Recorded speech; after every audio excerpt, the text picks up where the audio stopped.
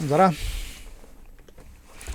Senhor Deus, obrigado, Pai, pela graça do Senhor, pela oportunidade de termos esse tempo juntos e de buscarmos compreender melhor a Tua palavra, buscarmos caminhar melhor com o Senhor e entender também melhor como é que funciona a nossa dinâmica como igreja. Pedimos que o Senhor nos abençoe, ó Deus, ao longo dessas aulas, para que nós sejamos não apenas instruídos do ponto de vista da aquisição de conhecimento intelectual, mas ajuda-nos a ser verdadeiramente aquecidos pelo Senhor, para que o nosso amor pelo Senhor e o nosso desejo de glorificar o Senhor seja cada vez mais vivo e mais forte. Nós pedimos em nome de Jesus. Amém. Muito bem, pessoal. Então hoje a gente está começando, né, esse currículo que a gente está chamando aí de reciclagem teológica. Então, o que é isso? Fundamentalmente, a gente quer oferecer para o pessoal da nossa igreja, ou para aqueles que estão chegando na nossa igreja, uma visão mais completa, ou pelo menos uma visão mais geral, do que fundamenta a nossa fé e a nossa caminhada como igreja. Mas também para aqueles que já estão caminhando há mais tempo conosco, a gente quer providenciar uma revisão, né, uma atualização no sentido de rever e de ampliar alguns conhecimentos que talvez vocês já tenham, mas que ou estão adormecidos, ou estão esquecidos, ou podem ser aprofundados, né? Então a gente vai fazer isso ao longo de 13 aulas e deixa eu ver se eu consigo colocar para vocês aqui o currículo.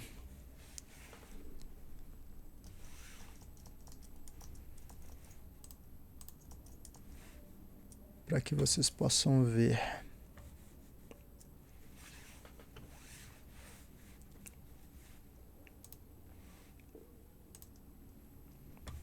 Aqui.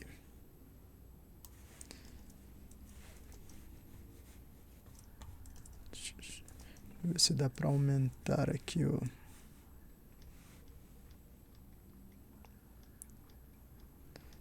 Então depois eu vou colocar isso aqui para vocês poderem olhar com mais calma, né? Mas a ideia é essa aqui, ó. Então hoje a gente começa observando o início da caminhada com Deus.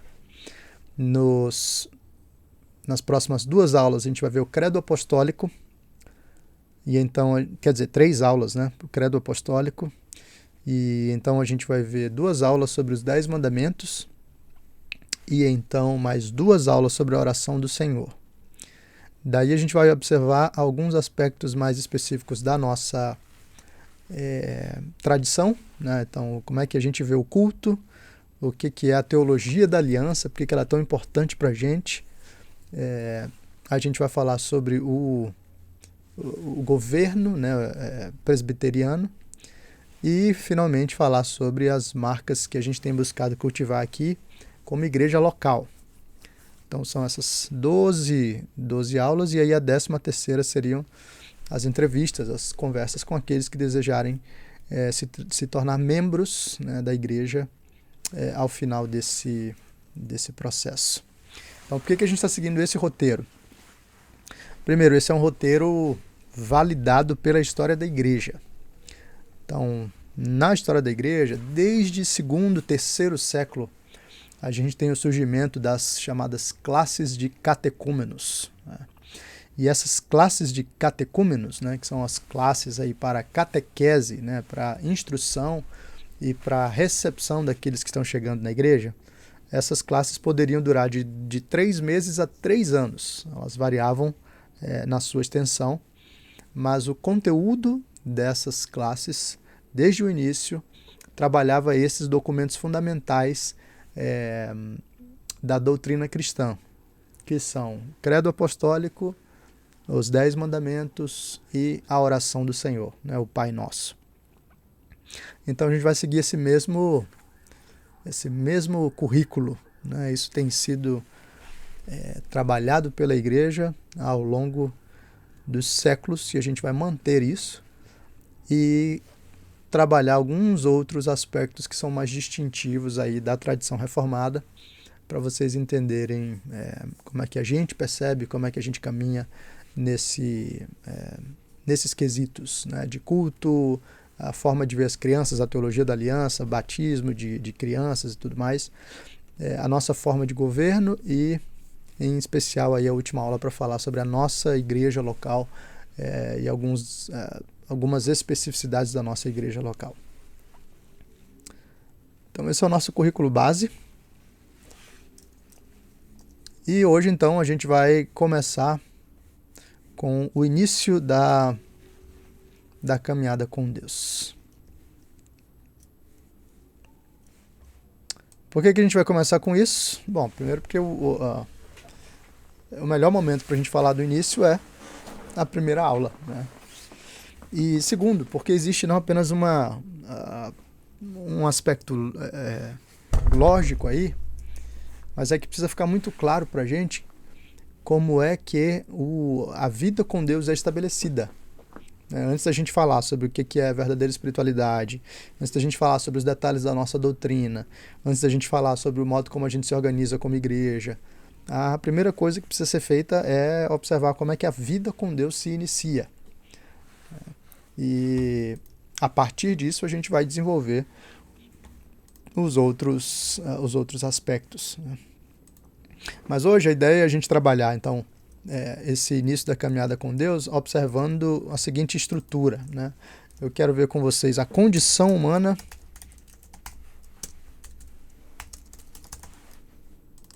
a ação de Deus,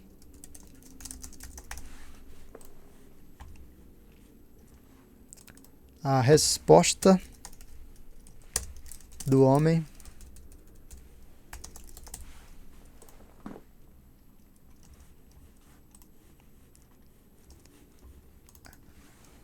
a verdadeira espiritualidade. E por enquanto é isso. Se precisar a gente acrescenta ou trabalha um outro ponto. Então, na doutrina cristã, e isso vai ficar claro quando a gente olhar o credo apostólico, né? Nós começamos com a doutrina da criação, né? Então, a visão cristã de mundo tem início observando a realidade da criação de Deus. Então, a Bíblia começa daí, né? No princípio criou Deus os céus e a terra. E é bom começar daí porque o mundo não começa em Gênesis 3, né? A realidade não começa em Gênesis 3 com o pecado. Deus cria o homem à sua imagem e semelhança, Deus cria o homem para um relacionamento vivo com ele, e as coisas funcionavam em harmonia, né? Funcionavam com equilíbrio lá no Éden, no jardim. E ali essa plenitude, né, é descrita por alguns teólogos com a palavrinha hebraica chamada shalom, né? Shalom é uma palavra para paz, mas não é só paz no sentido de ausência de guerra. Shalom pode expressar a paz no sentido de uma harmonia plena. E era isso o que nós experimentávamos, né? A humanidade experimentava ali no jardim antes da queda. Porém, Gênesis 3 entra em cena, e em Gênesis 3 nós temos ali a realidade da tentação, né? E agora o homem e a mulher pecam, né? Eles desobedecem a Deus, eles quebram a aliança, e a partir daí o que a Bíblia nos diz é que a condição humana passa a ser transformada, né? Então, se você lembra um pouco do que nós vimos na aula de domingo pela manhã, ao longo dos séculos, em especial na tradição reformada, essa situação do homem ganhou um termo, uma descrição, ficou chamado de depravação total. O que é isso? O que é a depravação total? É a noção de que o homem foi inteiramente afetado pelo pecado.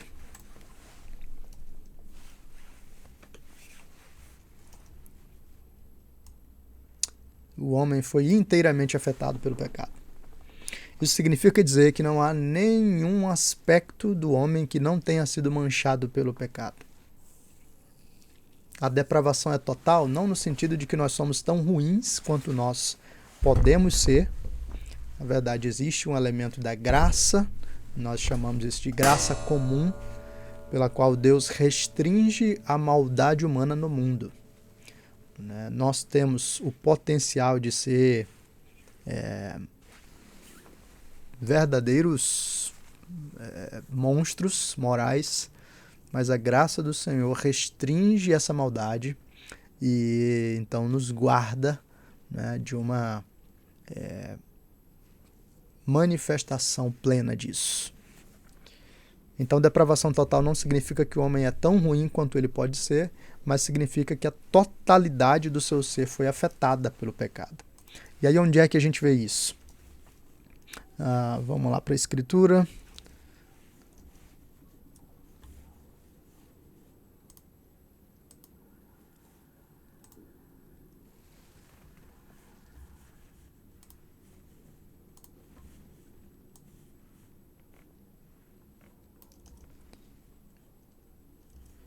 Vou colocar aqui de um jeito que... Pronto.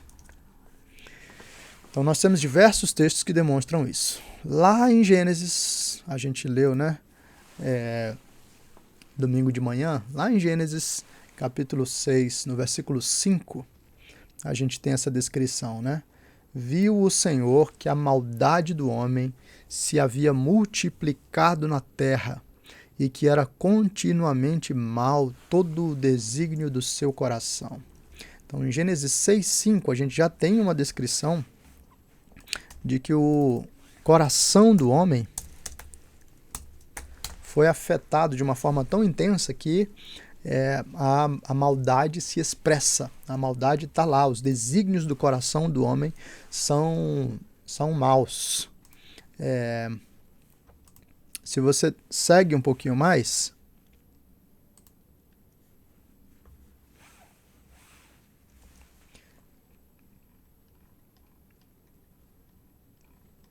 ainda em Gênesis,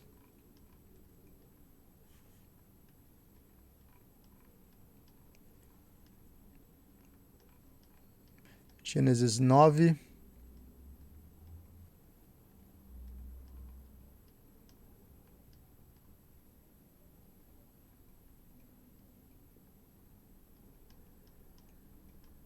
você tem o pós-dilúvio, né? Quer dizer, Gênesis 8:21, na verdade. O trecho diz assim, primeiro do 20 aqui, né? Deus levantou Noé um altar ao Senhor e tomando de animais limpos e de aves limpas, ofereceu holocausto sobre o altar. Aí o 21. E o Senhor aspirou o suave cheiro e disse consigo mesmo, não tornarei a amaldiçoar a terra por causa do homem, porque é mau o desígnio íntimo do homem desde a sua mocidade. Nem tornarei a ferir todo o vivente como o fiz. Olha que é interessante aqui, ela está falando para a gente que o desígnio íntimo do homem é mau desde a sua mocidade. Outras traduções bíblicas vão trazer como desde a sua meninice. Então, a ideia é, desde cedo, o homem tem um coração perverso. A NVI traz assim, inteiramente inclinado para o mal desde a infância. Então, se você lembra de outros textos que a gente mencionou lá, João 8:36 nos diz, se pois o Filho vos libertar, verdadeiramente sereis livres. E como assim livres? Por que livres? Porque Jesus está falando de um tipo de escravidão, Então volta lá no versículo 34 e você vai ver. Replicou-lhe Jesus: em verdade vos digo, todo o que comete pecado é escravo do pecado. Então vamos fazer uma descrição aqui mais direta, né? Então, a condição humana é depravação total, o homem foi inteiramente afetado pelo pecado. O que isso significa? Isso significa escravidão. Então, João 8:34. Isso significa cegueira. Está lá em 2 Coríntios 4:4. Deixa eu abrir aqui para vocês. 2 Coríntios 4:4 diz assim: nos quais o Deus deste século cegou o entendimento dos incrédulos, para que lhes não resplandeça a luz do evangelho da glória de Cristo, qual é a imagem de Deus. Então, aqueles que estão sem Deus estão cegos. Cegos para não conseguirem enxergar a glória de Cristo. Isso significa incapacidade de compreensão das coisas espirituais. 1 Coríntios 2:14.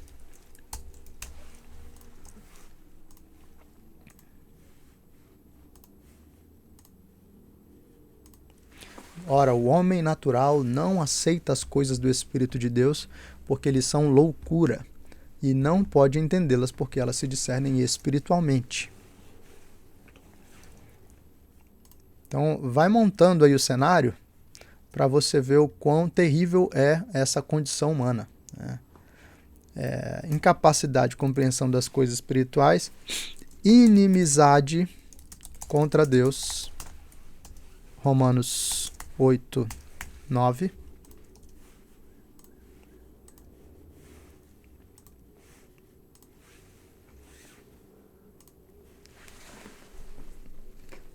Que diz assim: vós, porém, não estáis na carne, mas no Espírito, se de fato o Espírito de Deus habita em vós. É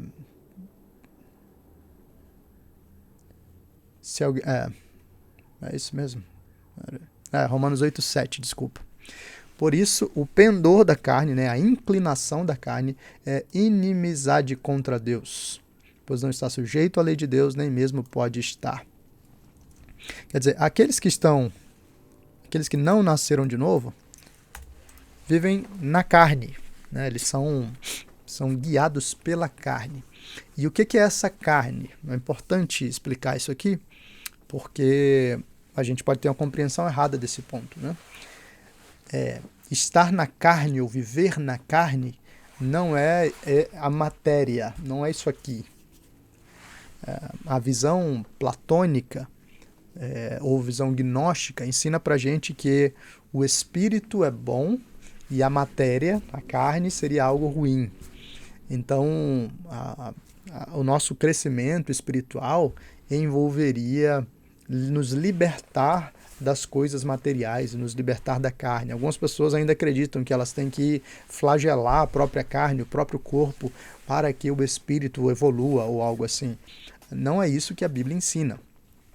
Inclusive, a gente vai falar sobre isso lá no Credo Apostólico, né? Nós afirmamos no Credo Apostólico: creio na ressurreição do corpo. Por que nós afirmamos isso? Porque nós cremos que a nossa carne, que o nosso corpo, tem significado e tem valor. Ele foi criado por Deus e ele deve ser, então, reconhecido e valorizado. Então, quando Paulo fala da carne, ele não está falando da matéria, do nosso corpo físico.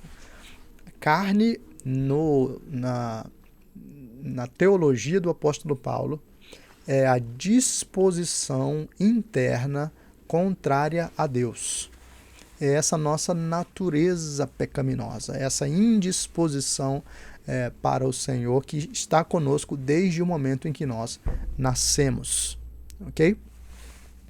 Então, escravidão, cegueira, incapacidade de compreender as coisas espirituais, inimizade contra Deus. E aí o resumo disso está lá em Efésios 2, que é a figura da morte. Efésios 2, versículos 1 e versículo 5. Então, o apóstolo Paulo diz assim, ó.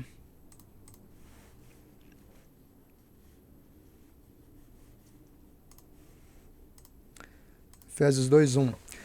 Ele vos deu vida, estando vós mortos nos vossos delitos e pecados. E, aliás, a imagem que ele descreve aqui é ainda mais assustadora, né? Porque ele diz assim, ele vos deu vida, estando vós mortos nos vossos delitos e pecados, nos quais andastes outrora, segundo o curso deste mundo, segundo o príncipe da potestade do ar, do espírito que agora atua nos filhos da desobediência, entre os quais também todos nós andamos outrora, segundo as inclinações da nossa carne, fazendo a vontade da carne e dos pensamentos, e éramos, por natureza, filhos da ira, como também os demais. Então, Paulo está descrevendo, nós estávamos mortos espiritualmente, e essa morte espiritual não era simplesmente uma apatia, era andar segundo os inimigos de Deus e os inimigos da nossa alma, o mundo, a carne e o diabo. Andamos segundo o curso do mundo, segundo o príncipe da potestade do ar, o diabo, e segundo as inclinações da nossa carne. E aí lá no versículo 5, ele diz de novo, no versículo 4, mas Deus, sendo rico em misericórdia, por causa do grande amor com que nos amou, e estando nós mortos em nossos delitos, nos deu vida juntamente com Cristo. Pela graça sois salvos. Então, Efésios 2, versículos 1 e versículo 5, reafirmam, ou apresentam bem fortemente essa ideia de que nós estávamos mortos espiritualmente. Então, olha para esse quadro e você vai perceber o quão intensa e desesperadora é a condição humana. É uma condição de morte espiritual completa. Quer dizer, se você olhar para o homem pura e simplesmente, diante desse quadro, você vai dizer, esse cara não tem esperança nenhuma.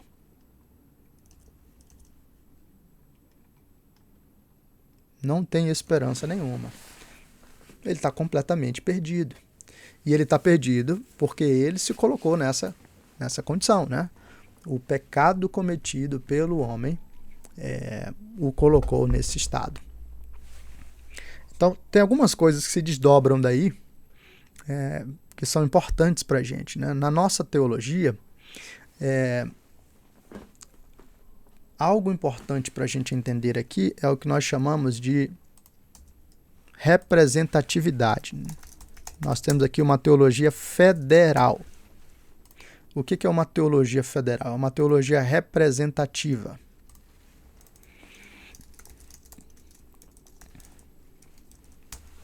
O que é isso? Deus decidiu se relacionar conosco por meio de pactos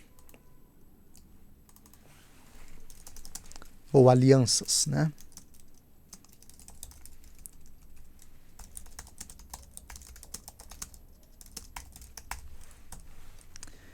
E o pacto que Deus estabelece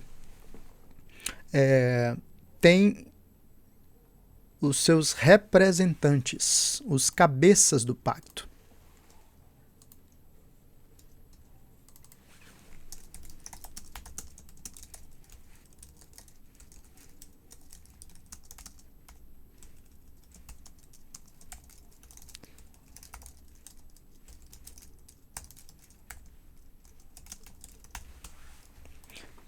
Então, quando a gente observa, por exemplo, o pacto com Adão, você vai perceber que Adão era o representante da humanidade.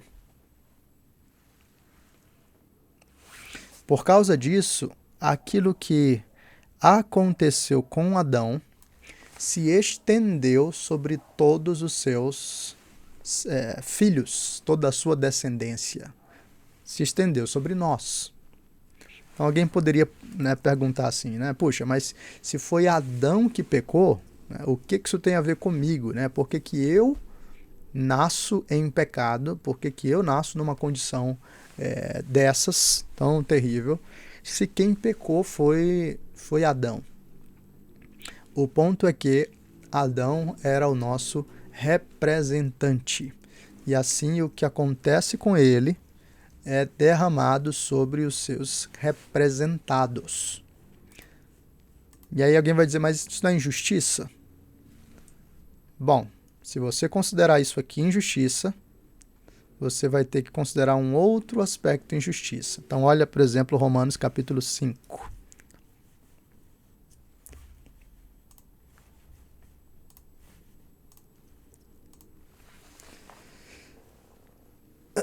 Então, Romanos 5 está falando, né, sobre a justificação pela fé, e Paulo diz assim, ó, justificados, pois, mediante a fé, temos paz com Deus, por meio de nosso Senhor Jesus Cristo, por intermédio de quem obtivemos igualmente acesso, pela fé, a esta graça na qual estamos firmes, e gloriamo-nos na esperança da glória de Deus. E não somente isso, mas também nos gloriamos nas próprias tribulações, sabendo que a tribulação produz perseverança, e a perseverança experiência, e a experiência esperança. Ora, a esperança não confunde, porque o amor de Deus é derramado em nosso coração pelo Espírito Santo que nos foi outorgado. Porque Cristo, quando nós ainda éramos fracos, morreu a seu tempo pelos ímpios. Dificilmente alguém morreria por um justo, pois poderá ser que pelo bom alguém se anime a morrer. Mas Deus prova seu próprio amor para conosco, pelo fato de ter Cristo morrido por nós, sendo nós ainda pecadores. Logo, muito mais agora, sendo justificados pelo seu sangue, seremos por ele salvos da ira. Então, ok, ele está enfatizando aí a graça do Senhor e como Cristo morreu por nós. Aí vem versículo 12 e como a teologia federativa se manifesta. Portanto, assim como por um só homem entrou o pecado no mundo, e pelo pecado a morte, assim também a morte passou a todos os homens, porque todos pecaram. Então, olha só, por meio do pacto com Adão, por um só homem, entrou o pecado no mundo,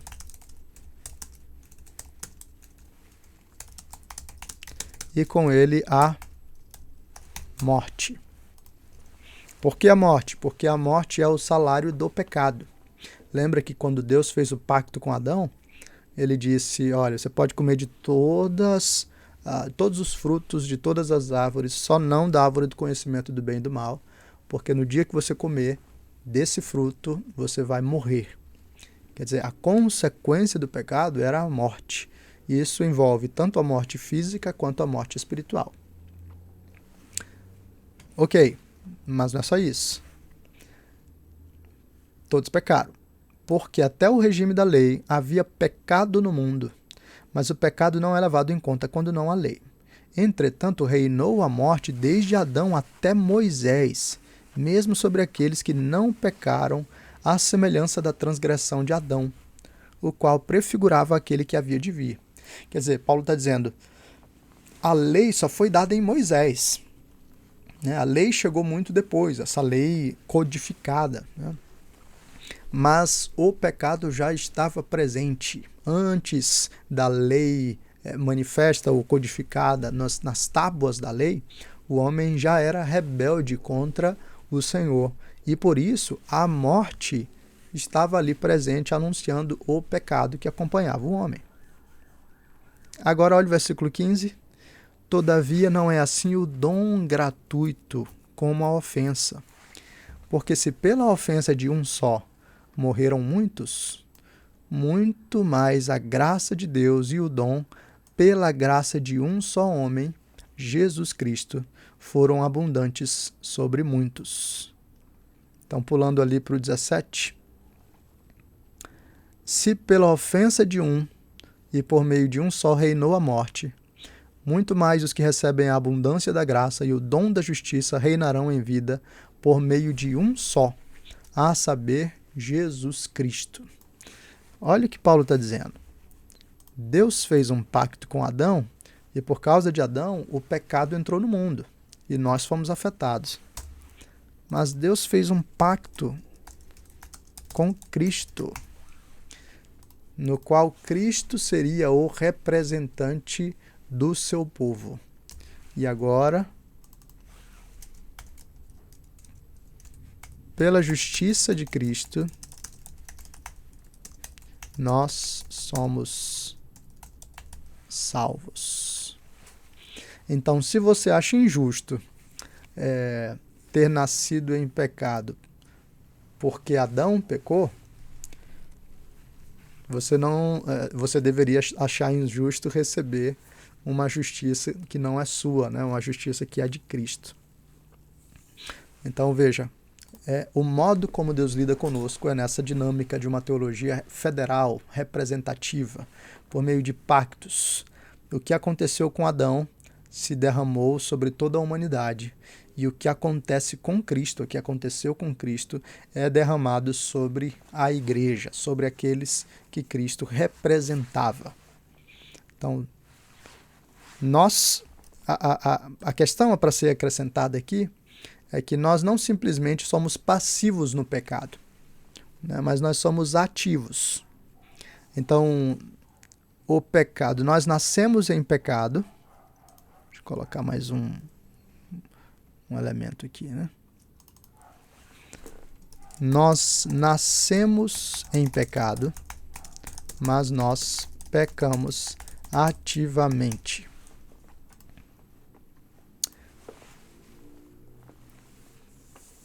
Talvez o trocadilho aqui é daqueles que falam assim, né? Nós somos pecadores porque pecamos. Bom, isso aqui não é totalmente verdade. A verdade é que nós pecamos porque somos pecadores. Nós estamos colocando para fora uma natureza que é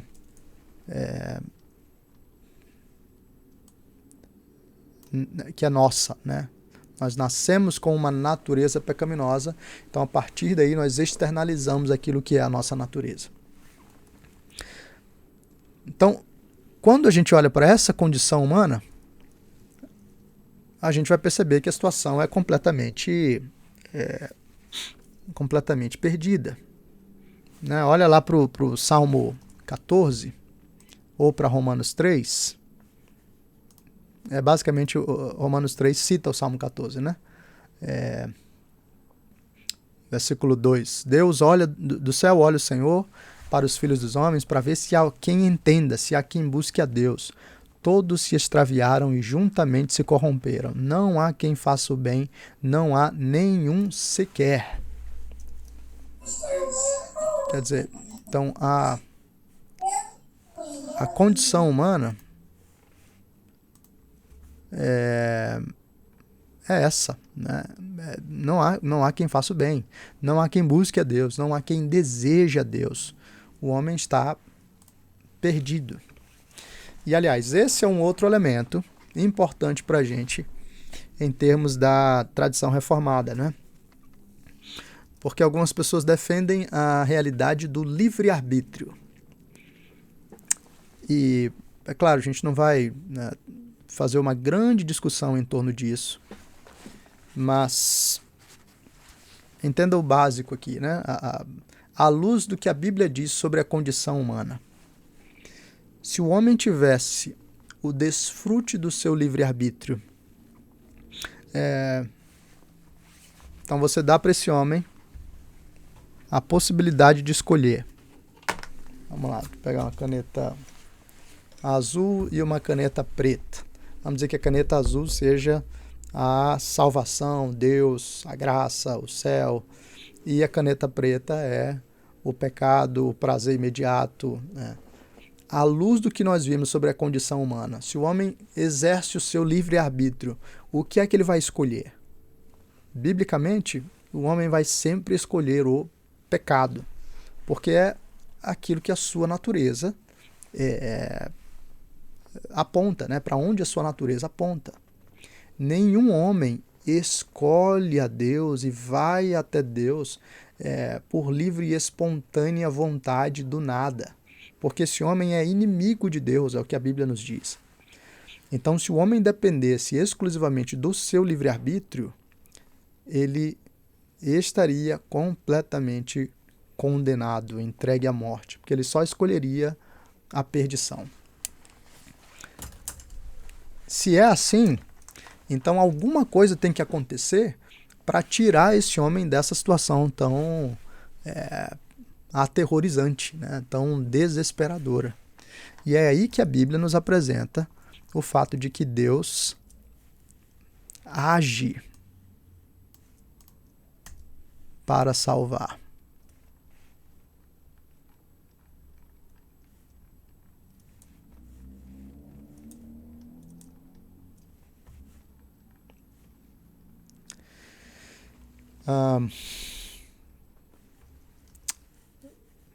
Deixa eu só colocar para vocês aqui rapidamente um trechinho da Confissão de Fé de Westminster.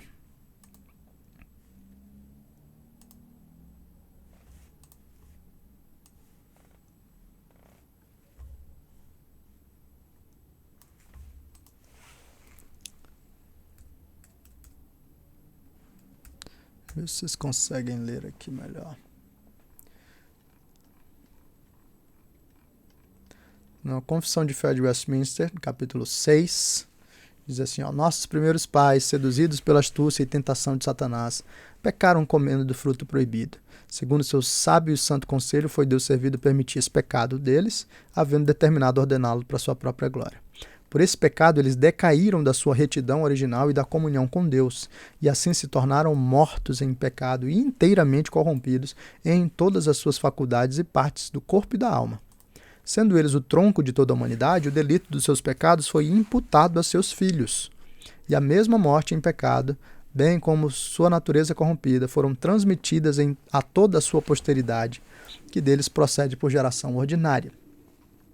Desta corrupção original, pela qual ficamos totalmente indispostos, adversos a todo bem, inteiramente inclinados a todo mal, é que procedem todas as transgressões atuais.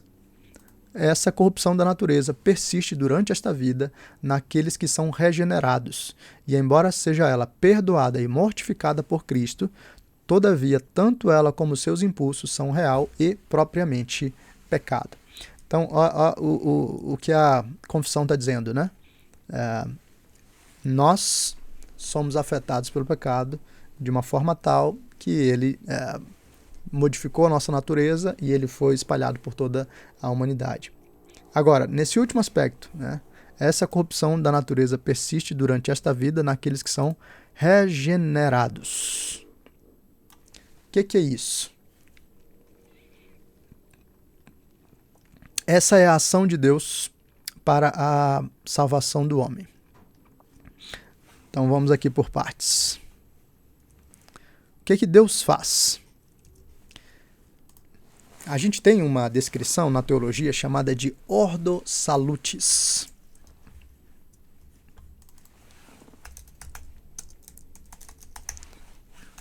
O que é isso? A Ordo Salutis é nada mais do que a ordem da salvação.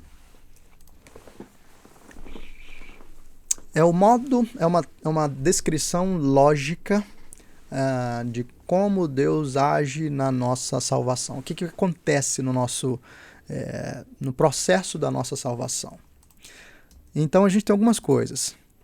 Lá no início, nós só somos salvos porque Deus decidiu nos salvar. Então a gente chama esse processo de eleição. Essa foi uma escolha que Deus fez. Então Deus escolheu salvar pecadores. Se Deus não tivesse escolhido fazer isso, decidido fazer isso, nós estaríamos perdidos, né? Então, onde é que a Bíblia nos apresenta isso? Se você lembrar lá de Efésios, capítulo 1, versículo 4, vamos desde o versículo 3, né? Bendito Deus e Pai de nosso Senhor Jesus Cristo, que nos tem abençoado com toda sorte de bênção espiritual nas regiões celestiais em Cristo. Peraí que não está aparecendo para vocês o trecho. Né? Aqui. Assim como nos escolheu nele antes da fundação do mundo, para sermos santos e irrepreensíveis perante ele, e em amor nos predestinou para ele, para a adoção de filhos, por meio de Jesus Cristo, segundo o beneplácito da sua vontade. Então, Deus decidiu nos salvar, e ele nos escolheu. Então, essa é a parte, vamos dizer assim, que aconteceu antes da fundação do mundo. Efésios 1:4. Então, o Pai nos escolhe.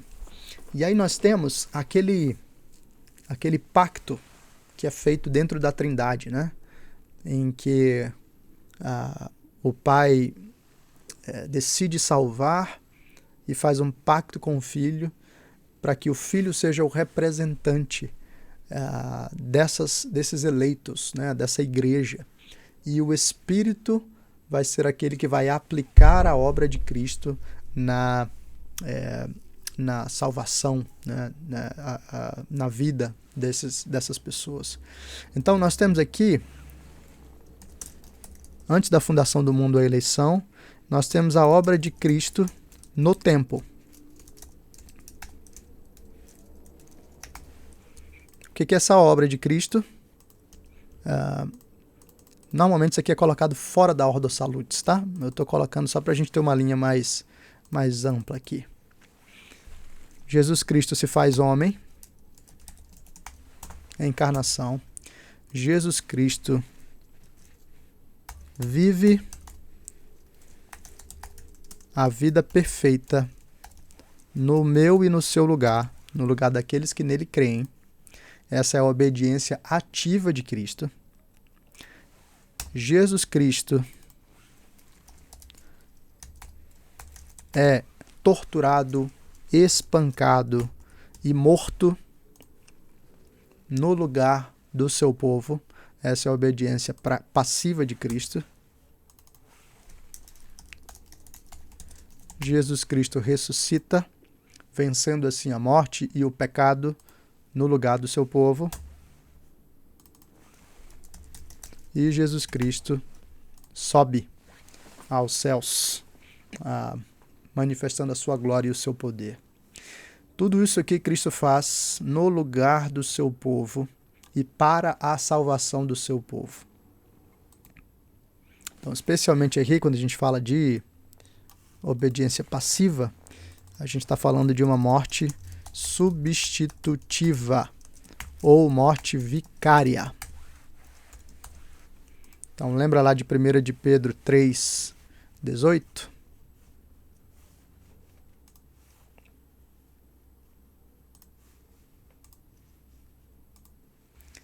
Pois também Cristo morreu uma única vez pelos pecados, o justo pelos injustos, para conduzir-vos a Deus. Morto sim na carne, mas vivificado no Espírito. Então, o justo pelos injustos. Jesus nos substituiu. Então, lembra da sequência. Nós nascemos em pecado e nós pecamos. Devia até colocar aqui, né? O veredito.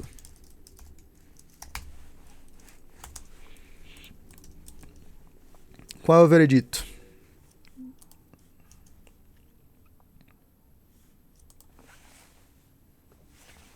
Romanos 3:23.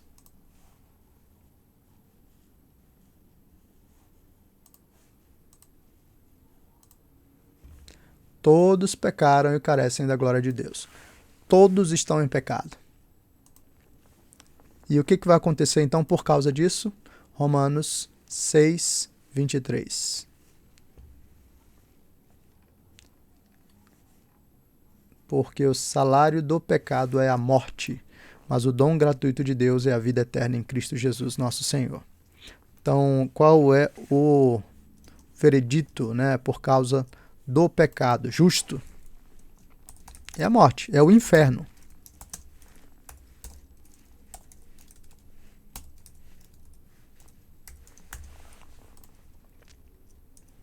Mas então, esse veredito que deveria ser lançado sobre nós é lançado sobre Cristo. Porque os nossos pecados são lançados sobre Cristo e a justiça de Cristo é lançada sobre nós. Isso é aquilo que Lutero chamava de a grande troca. Então, essa é a substituição. Jesus nos substitui na sua vida e na sua morte. E agora, então, no tempo, Deus nos escolhe na eternidade, Jesus nos substitui no tempo, e agora, nos nossos dias, no nosso período de vida, o Espírito vem e aplica essa obra de Cristo em nós. Então, como é que isso acontece? Nós temos aqui a chamada regeneração. O que é a regeneração? É a obra do Espírito produzindo vida em nós.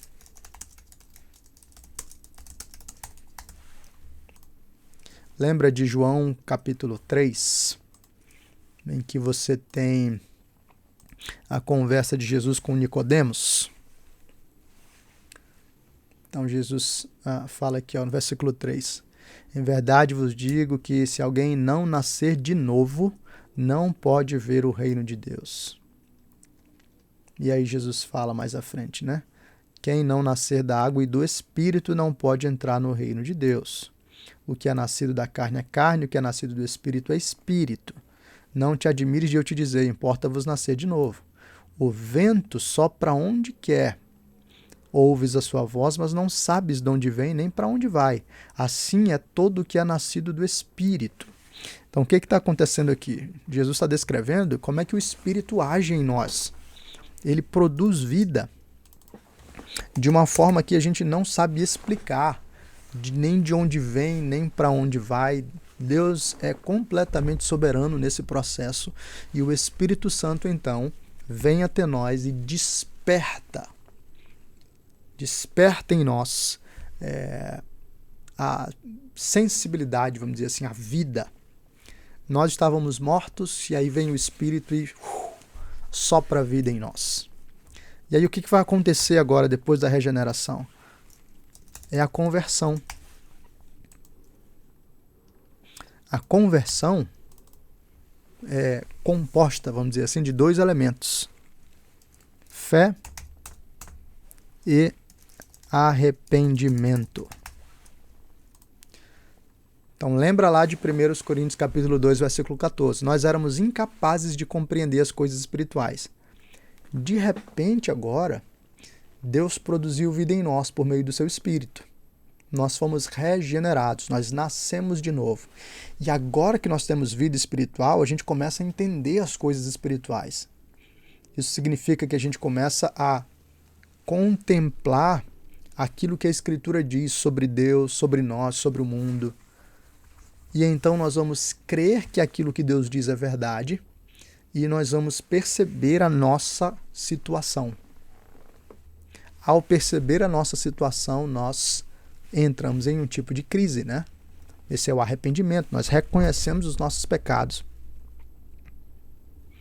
E, reconhecendo os nossos pecados, nós corremos até aquele único que pode nos salvar, a fé em Cristo. Corremos até Cristo. Então, arrependimento e fé, aliás, são dádivas do Senhor, e uma resposta humana à ação de Deus em nós. Então, se você lembra, por exemplo, de Atos, capítulo 11,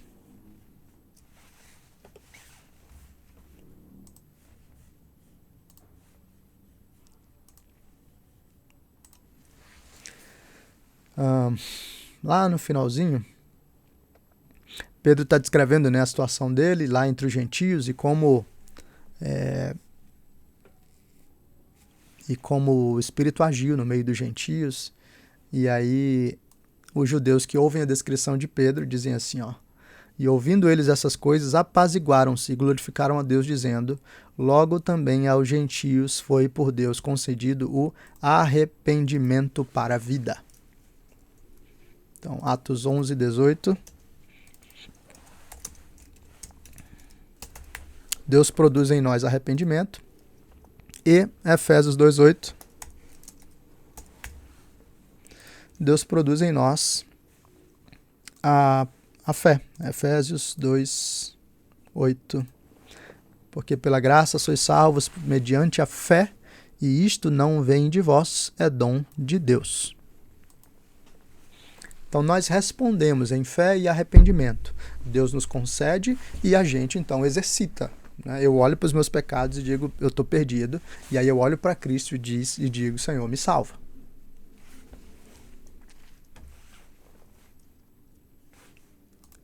Então, uma vez que eu me apego a Cristo, que eu me arrependo dos meus pecados e creio em Cristo, agora eu sou justificado pelo Senhor.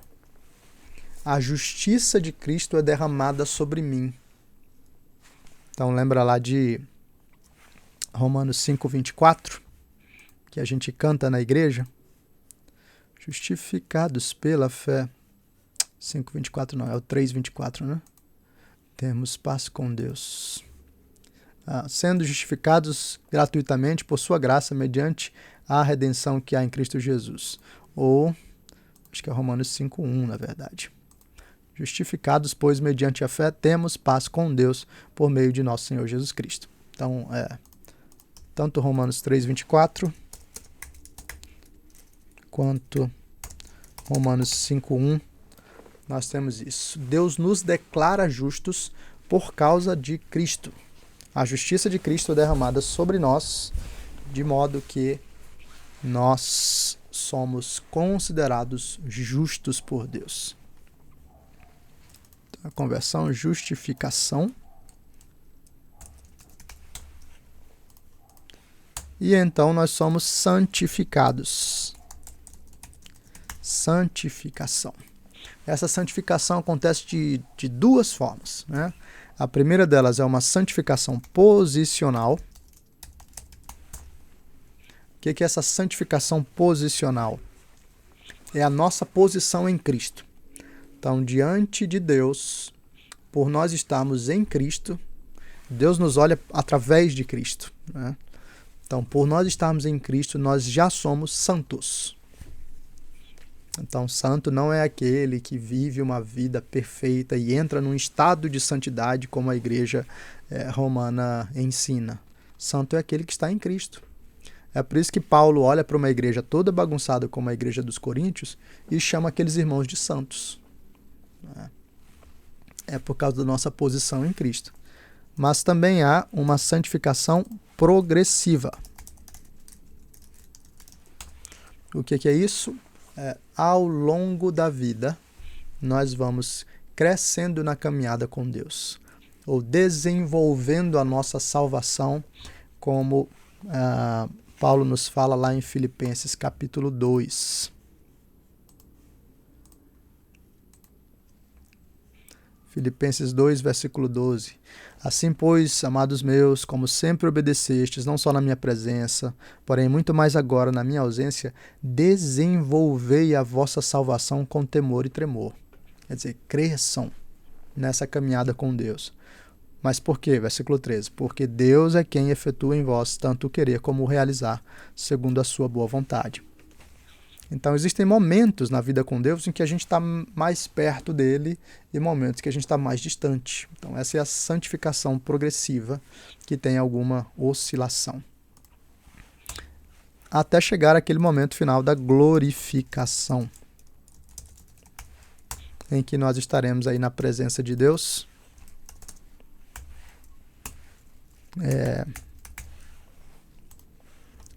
De uma forma perfeita, né? Completa. Então, Romanos 8, de 28 a 30, diz assim: sabemos que todas as coisas cooperam para o bem daqueles que amam a Deus, daqueles que são chamados segundo o seu propósito. Porquanto aos que de antemão conheceu, também os predestinou para serem conformes à imagem de seu Filho, a fim de que seja o primogênito entre muitos irmãos.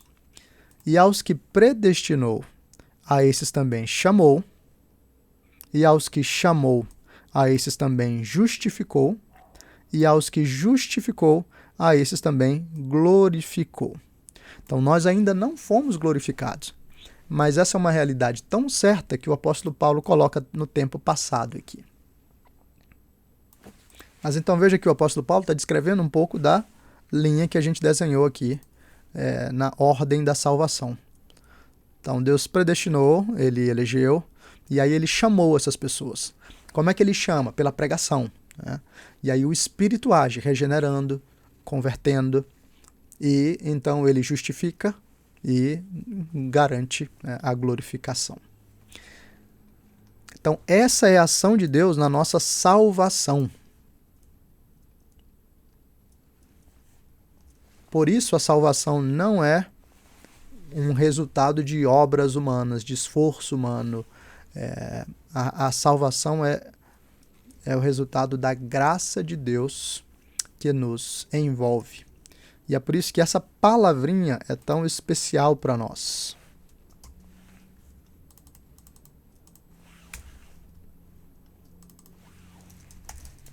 Graça. Por que graça? Porque é um favor imerecido. Então nós estávamos mortos em nossos delitos e pecados. Não só mortos, nós éramos inimigos de Deus, nós vivíamos os nossos pecados, nós estávamos entregues à nossa carne, entregues ao mundo, entregues a Satanás, e Deus decidiu nos salvar. Então isso é graça do início ao fim, é bondade e misericórdia do Senhor. Então é assim que começa a nossa caminhada com Deus. Deus veio até nós. E agora, então, que Deus veio até nós, nós respondemos a Ele. Então agora nós vivemos a vida cristã. E como é que a vida cristã é vivida? São 10 horas, a gente já... a ideia, né, é sempre ir de 9 às 10. Eu já vou caminhar aqui para o encerramento. Só apontando alguns aspectos finais aqui para a gente. Como é que nós vivemos, então, a vida cristã?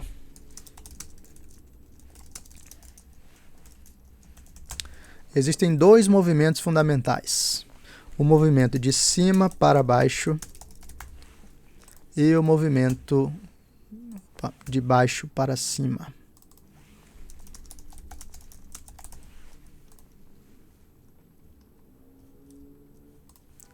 Então, de cima para baixo é Deus agindo. Então, se é Deus que tem o início na nossa salvação, é Deus que tem a iniciativa também na nossa santificação, na nossa caminhada com Ele. É Deus. E Deus age alimentando a nossa fé, santificando, derramando graça sobre nós. E Ele faz isso pelos meios de graça. Então, o que são os meios de graça? A palavra e os sacramentos. Então, se alguém quer crescer espiritualmente, o fundamento é isso aqui. Deus vindo até nós e Deus alimentando a nossa fé, confrontando os nossos pecados, fortalecendo o nosso senso de identidade, tratando a nossa vida. E Ele faz isso pela palavra e pelos sacramentos. E isso aqui acontece no culto. No culto público. Então é no culto público que nós temos a leitura pública da palavra, que nós temos a pregação da palavra, e no culto público nós temos a ministração dos sacramentos, né, batismo e ceia. Por isso, quem não participa do culto perdeu o ponto mais fundamental da caminhada com Deus.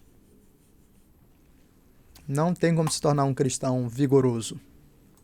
É no culto que Deus derrama sobre nós a sua graça. E agora, em resposta à ação de Deus, nós temos o movimento de baixo para cima, em que o homem responde. Então, nós buscamos ao Senhor. E nós buscamos ao Senhor por meio das disciplinas espirituais. Então, as disciplinas espirituais são os exercícios que nós fazemos todos os dias no nosso culto privado e no nosso culto familiar. Então, o que é isso? Leitura da Bíblia, meditação bíblica, oração, jejum, comunhão com os irmãos, diário, estudo bíblico, que é diferente de leitura bíblica, né? Estudo em geral, né? Algum outro livro.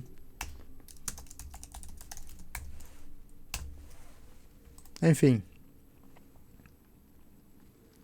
esses são exercícios que nós devemos fazer no dia a dia para crescer no conhecimento de Deus, na vida com Ele, no trabalhar de algumas áreas do nosso coração, na luta contra alguns pecados.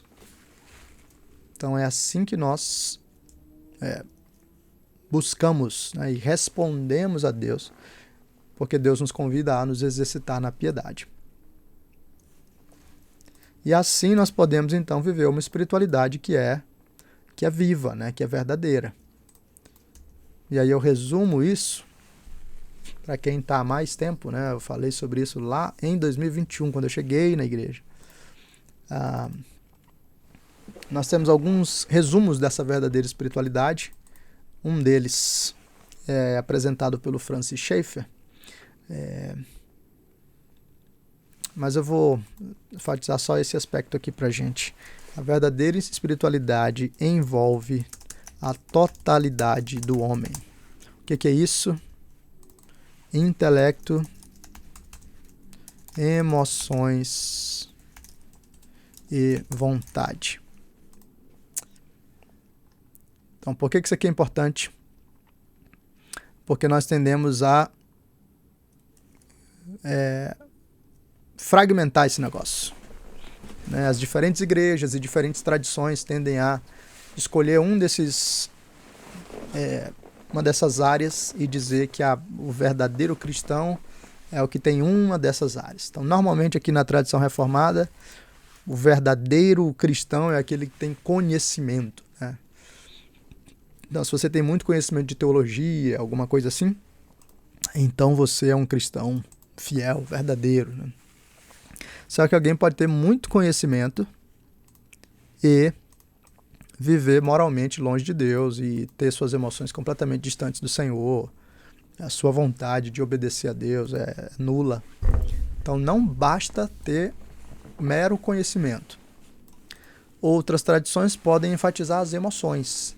Então, se você chora no culto, se você, manifesta as suas emoções na presença de Deus, então você é um cristão fiel. Mas às vezes a gente vai ter pessoas que são muito emotivas, mas que não têm nenhum conhecimento da Escritura. Quer dizer, por vezes as suas emoções até são manifestações contrárias àquilo que Deus ensina.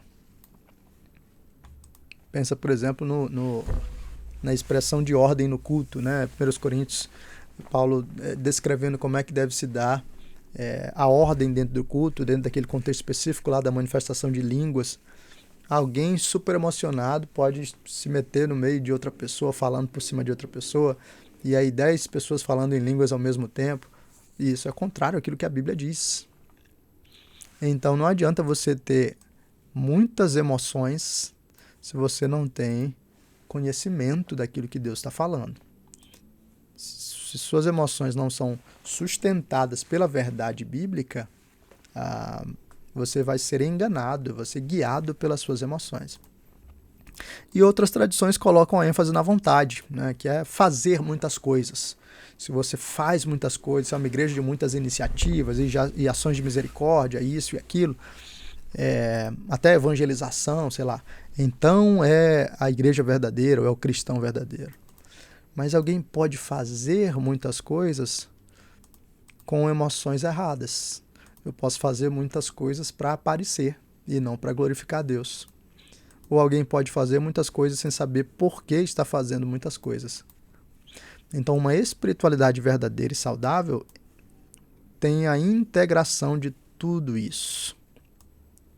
Deus quer que a gente conheça a sua palavra, conheça a doutrina. Deus quer que a gente tenha emoções tocadas pela palavra. Claro, né? Como é que você pode ouvir aqui sobre a maravilha do que Deus fez por nós e não ser emocionalmente tocado por isso? É impossível. Ou então você não entendeu o que aconteceu. Então esse negócio de que o presbiteriano é contra as emoções, tá errado. Né? As emoções têm um lugar importantíssimo. Olha para os Salmos. E nós precisamos também ter a nossa vontade envolvida. Tem que ser uma igreja que arregaça as mangas e faz, e serve e age para a glória de Deus. A verdadeira espiritualidade vai envolver todas essas dimensões, né, da nossa caminhada com Deus. Então, esse aqui é um resumo para você ter uma noção do início da nossa caminhada com Deus. Isso aqui é fundamentado no Evangelho, né, na obra de Cristo. Por isso, você precisa observar, avaliar, questionar como é que está a sua compreensão desses aspectos e se essas coisas aqui verdadeiramente aconteceram com você. Tá? O primeiro aspecto é isso. Será que o meu coração foi transformado pelo Senhor? Porque é só a partir daí que a gente caminha com Deus. Quem não nasceu de novo não consegue caminhar com Deus. Você consegue fingir por um tempo. Consegue passar um tempo na igreja. Você consegue tentar enganar os outros e tentar enganar a si mesmo. Mas não dura para sempre. Então é muito importante que você tenha isso aqui bem claro. Essa é a base para todo o resto que a gente vai fazer. Então a gente vai estudar a doutrina, a gente vai entender o que Deus fala agora, né, em termos do credo apostólico, então as doutrinas sobre Deus, sobre a criação, sobre o homem, sobre a queda, o pecado, a obra de Cristo, o Espírito Santo, a igreja, a ressurreição. A gente vai falar sobre os 10 mandamentos, vai falar sobre a oração do Senhor, mas tudo começa com isso aqui. Deus nos chamando para caminhar com Ele, pela sua graça, produzindo vida em nós. Ok? Bom, eu vou abrir rapidinho para perguntas, caso alguém tenha. Se alguém tiver pergunta, pode abrir aí o seu microfone e fazer, ou então enviar aqui no chat.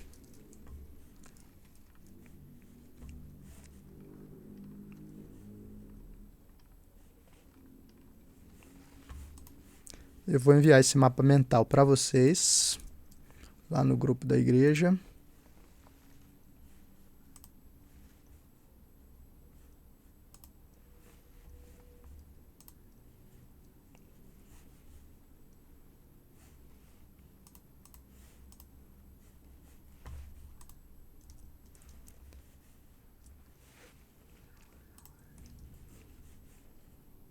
Enquanto eu estou enviando o mapa, se alguém precisar pensar antes de fazer uma pergunta, pode pensar. Se não tiver pergunta, tudo bem também. Mas aproveitem a oportunidade, a aula está aqui para isso, né? Tirar qualquer dúvida, não existe pergunta boba. O momento aqui é isso mesmo, é de tirar dúvida e conversar sobre tudo.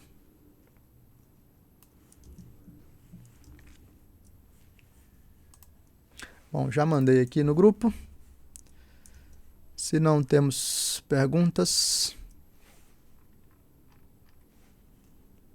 deixa eu só tirar um print aqui dos presentes. para a gente ter uma lista de frequência.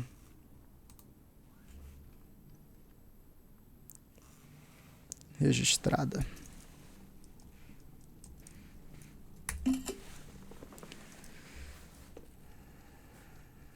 Beleza. Então vamos fazer uma oração e a gente encerra. Obrigado pela participação de vocês. Oi, Miriam, você vai fazer alguma pergunta, algum comentário? Não, pastor, abri sem querer. Estou tentando abrir minha câmera, não estou conseguindo abrir o áudio. Tranquilo. Então vou fazer uma oração e aí lembrem, né? Daqui a 15 dias, então isso vai ser no dia 26, nós temos a nossa aula de número 2. Então na próxima aula a gente já vai entrar no credo apostólico e observar aí, né, algumas das primeiras doutrinas do credo. O credo traz um resumo para a gente das doutrinas básicas, doutrinas fundamentais que a igreja tem afirmado ao longo dos séculos. Vamos orar?